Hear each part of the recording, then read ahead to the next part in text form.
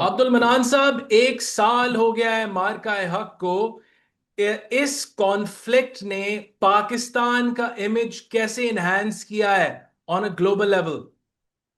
First of all, तो मैं आपका शुक्रगुजार हूँ। एंड अगर अगर हम आ जाए मार्का हक पर, तो बेसिकली ये इंडिया और पाकिस्तान के दरमियान एक सिर्फ मिलिट्री स्टैंड ऑफ नहीं था। बेसिकली ये एक ऐसा, आप कह लें कि पॉइंट बन गया हिस्ट्री में, ना सिर्फ पाकिस्तान की हिस्ट्री में बल्कि इंडिया की हिस्ट्री में भी, कि पूरी दुनिया की जो जियो पॉलिटिकल तरजीहात थी वो काफ़ी ज़्यादा चेंज होगी।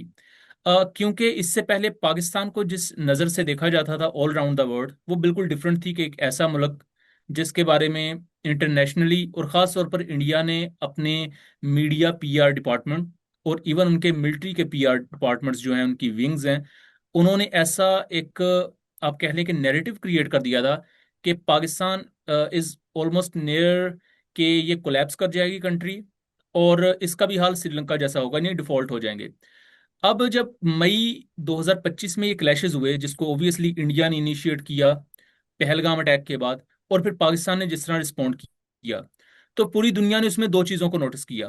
पहला ये कि बेशक पाकिस्तान इंडिया से 4 गुना छोटा मुल्क है, बट अगर मिलिट्री प्राउस की बात की जाए, कन्वेंशनल वॉरफेयर की बात की जाए, हर लिहाज से पाकिस्तान इंडिया को टक्कर दे सकता है।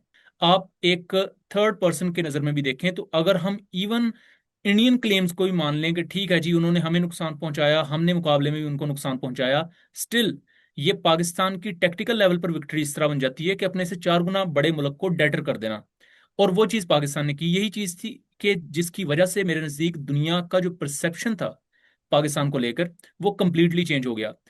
इससे पहले इंडिया ये नैरेटिव भी फैलाता रहा है कि पाकिस्तान को आने वाले वक्त में चाइना या यूएस में से किसी एक को चूज करना पड़ेगा। अब हमारे सामने है कि चाइना के साथ हमारी स्ट्रेटेजिक और बायलैटरल जो फ्रेंडशिप है और ताल्लुकात हैं, वो नई जहतों तक पहुंच चुके हैं। और इवन यूएस के साथ भी हमारे ताल्लुकात बहुत अच्छे हैं। अब इवन रशिया के साथ भी हमारे ताल्लुकात बहुत बेहतर हुए हैं। तो मेरे नज़दीक ये एक मल्टी डायमेंशनल चेस गेम था, जिसको पाकिस्तान ने ना सिर्फ मिलिटरली जीता, बल्कि डिप्लोमेटिकली भी उसमें पाकिस्तान को काफ़ी कामयाबी हुई। और जो दुनिया का परसेप्शन इसमें चेंज हुआ है, वो सबसे ज्यादा अहम है। और यही वजह है कि मार्का हक सिर्फ एक मिलिट्री डोमेन में ही डिस्कस किए जाने वाला ऑपरेशन नहीं है, कि जी हमने इंडिया के 8 एयरक्राफ्ट शूट डाउन कर दिए, या हमने इंडिया की इन इन मल्टीपल पोस्ट या मिलिट्री बेसिस को बॉम्ब कर दिया, या इंडिया ने पाकिस्तान पर मिसाइल अटैक्स किए। ये उससे भी ज्यादा हम डिप्लोमेटिक डोमेन में था।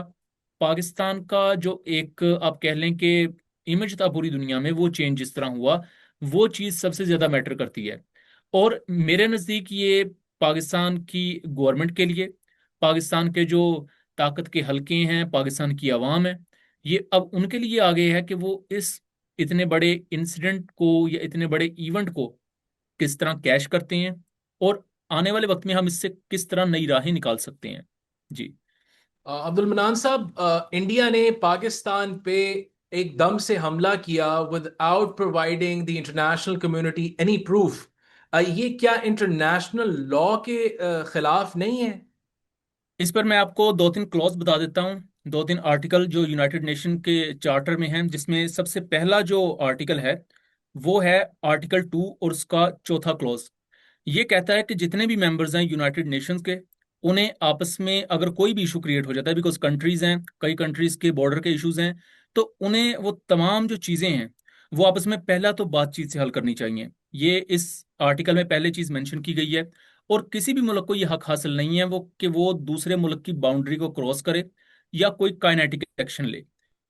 पहला तो ये आर्टिकल है यूनाइटेड नेशंस का। फिर दूसरा अगर मैं बात करूं, तो वो है आर्टिकल 51। आर्टिकल 51 क्लियरली ये मेंशन करता है कि अगर किसी मुल्क पर कोई काइनेटिक एक्शन ले लिया जाता है इलीगली, या कोई अटैक कर दिया जाता है, तो जो कंट्री अंडर अटैक आएगा उसके पास सेल्फ डिफेंस के लिए पूरा उसको मौका दिया जाएगा, या उसके पास ये हक हासिल है, हम कह सकते हैं, कि वो अपना दिफा करे।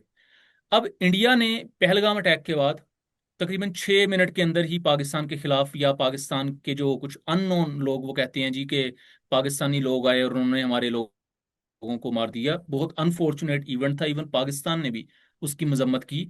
लेकिन पाकिस्तान ने यह भी कहा कि भाई, अगर पाकिस्तानी लोग इन्वॉल्व हैं, तो आप उसका बताएं ना, उसके सबूत दे दें। बट उस पर भी इंडिया ने आए बाएं शाएं की कि ऐसा नहीं हो सकता ये वो।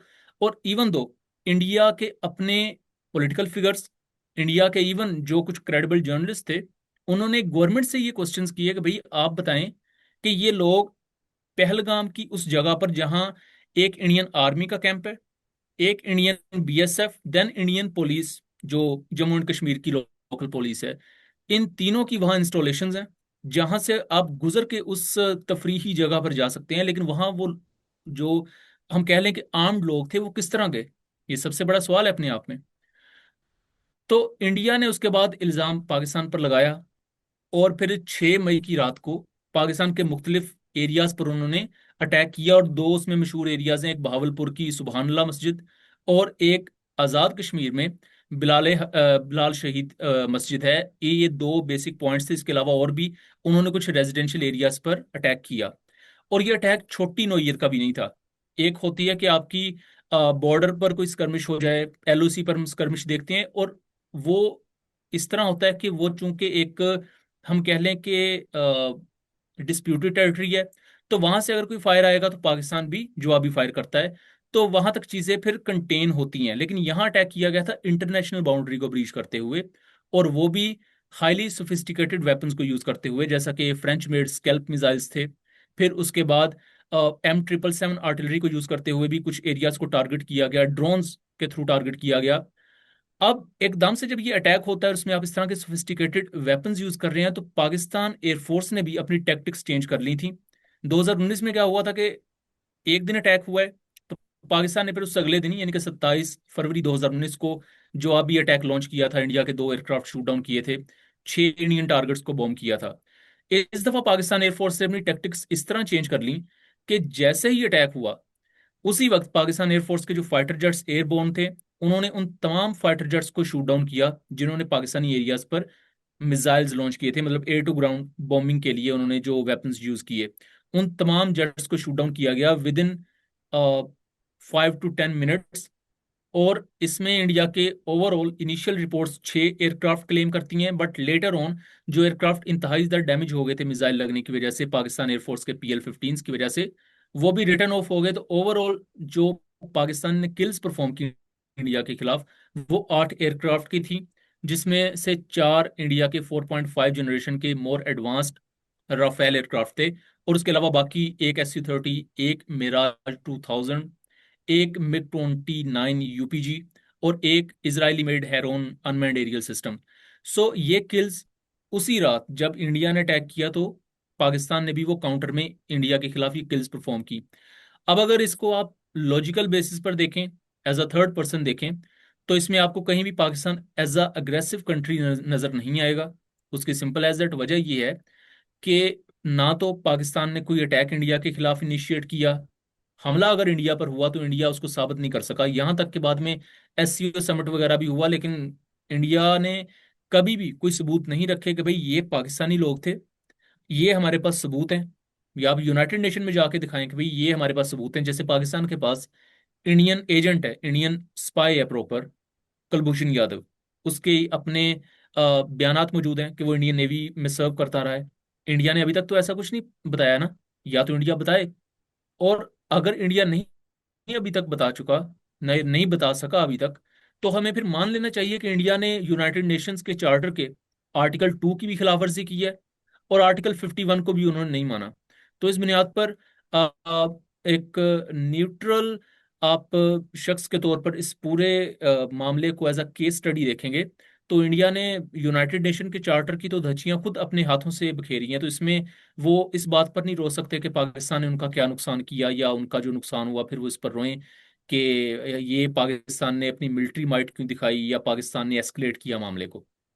अच्छा अब्दुल मनान, according to US President Trump, according hmm. to international news platforms, Pakistan ने डोमिनेट किया इंडिया को इन द लास्ट कॉन्फ्लिक्ट। आपके अनबायस्ड एनालिसिस के मुताबिक कौन कौन से डोमेन्स में पाकिस्तान ने मुकम्मल तौर पे ही इंडिया को डोमिनेट कर दिया?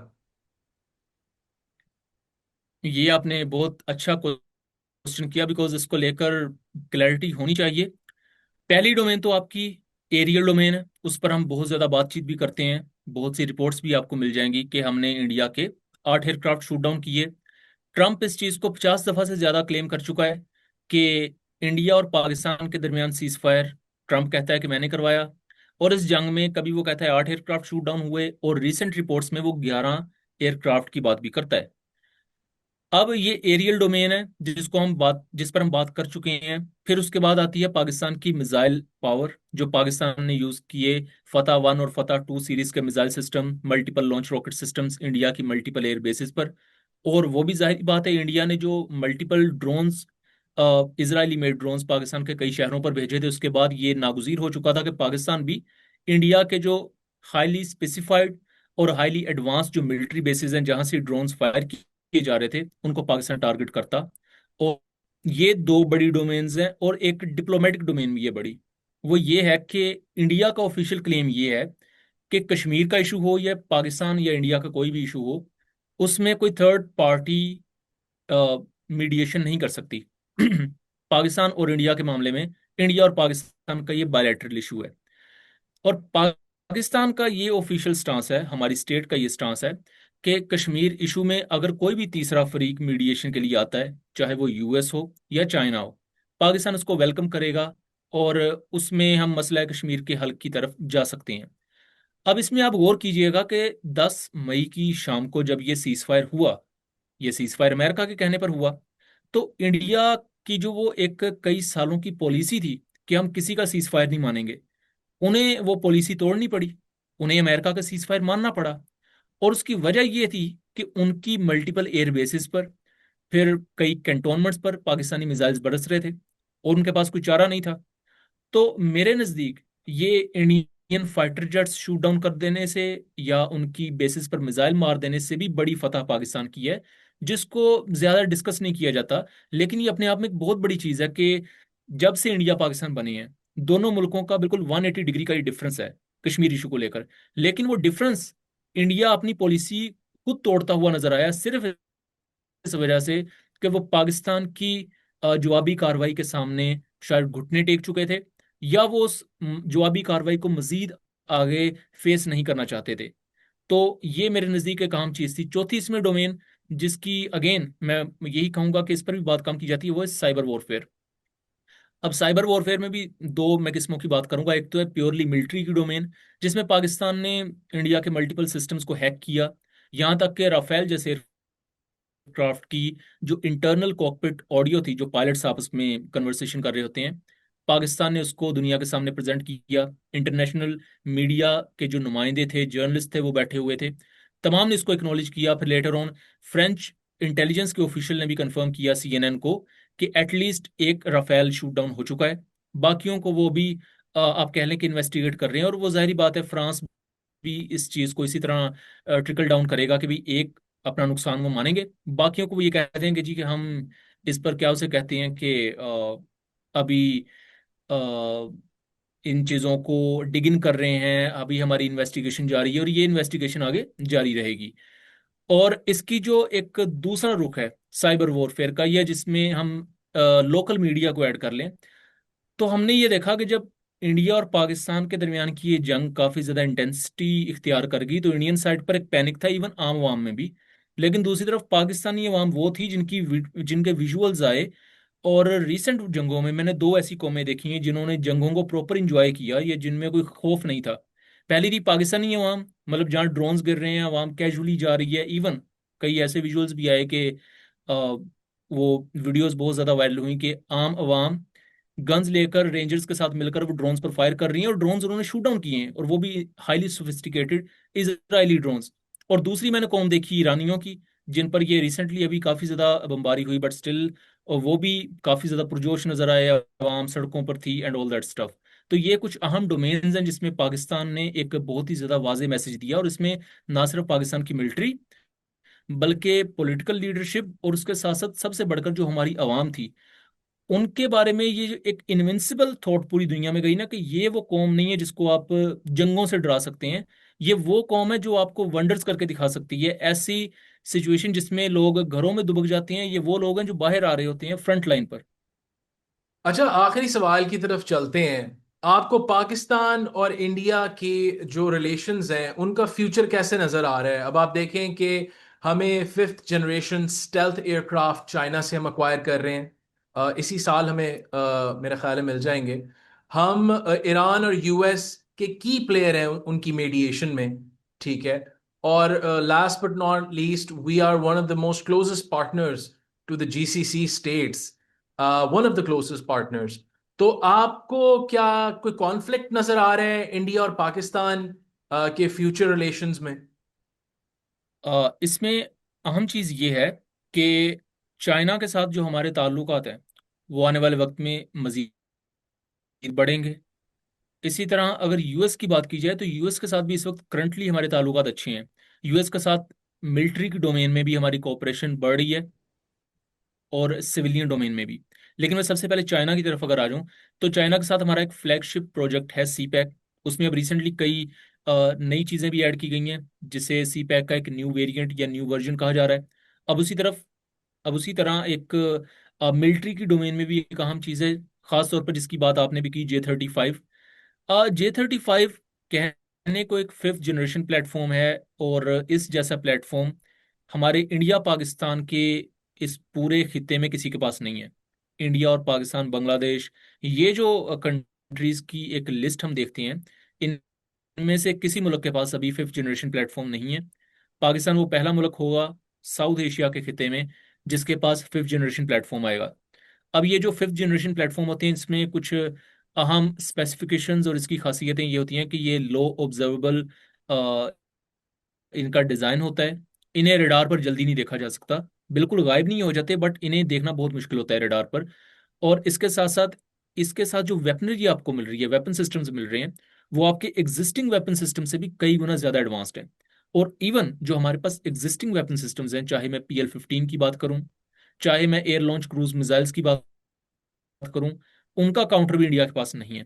तो उससे आपको ये समझने में थोड़ी आसानी होगी कि मौजूदा वेपन सिस्टम्स का भी काउंटर अगर इंडिया के पास नहीं है, तो जो J-35 के साथ कैपेबिलिटीज आ रही हैं उनका काउंटर इंडिया किस तरह करेगा, वो एक चीज नुश्ता दीवार है। और इस चीज को वो खुद भी देख रहे हैं। इवन आपने अगर रिसेंट उनकी ट्राई सर्विसेज प्रेस ब्रीफिंग भी देखी हो, तो इंडिया के रेयर एडमिरल मिस्टर प्रमोद जो हैं, उन्होंने भी ये कहा है कि J-35 पाकिस्तान चाइना से ले रहा है and they are concerned about it. हालांकि कंसर्न इससे इंडियन एयरफोर्स को होना चाहिए, बट इंडियन नेवी भी इस पर अब डर रही है, इससे परेशान है, कंसर्न शो कर रहे हैं। ये तो सिर्फ एक वेपन सिस्टम है। पाकिस्तान बेसिकली इसको इंटीग्रेट करेगा अपने जितने भी वेपन सिस्टम्स हैं, चाहे वो एयरफोर्स के हों, आर्मी के हों, वो रॉकेट फोर्स के हों, वो नेवी के हों।